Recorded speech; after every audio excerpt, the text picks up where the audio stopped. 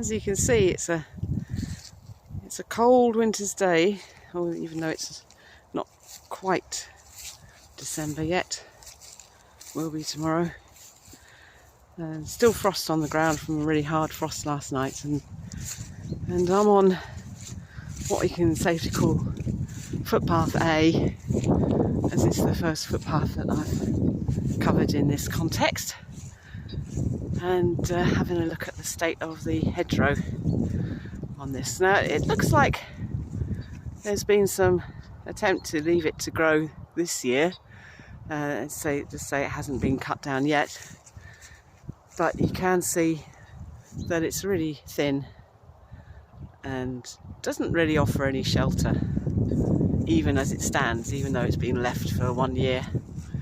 And there are also those telltale knobbly bits at the top that they call knuckles, which give away the repetitive cutting to the same height that produces that effect.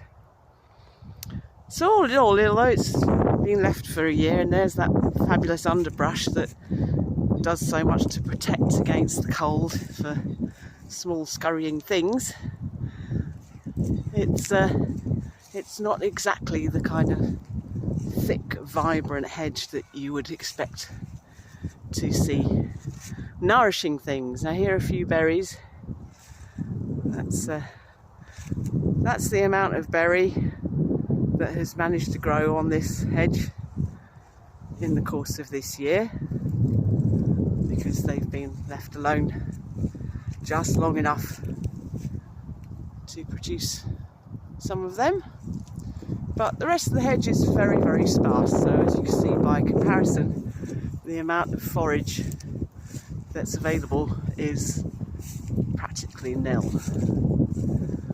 So no foodstuff and no shelter really to speak of for anything that's sensitive. Although this hedge hasn't been cut yet this year, you can still see evidence that it's been thugged.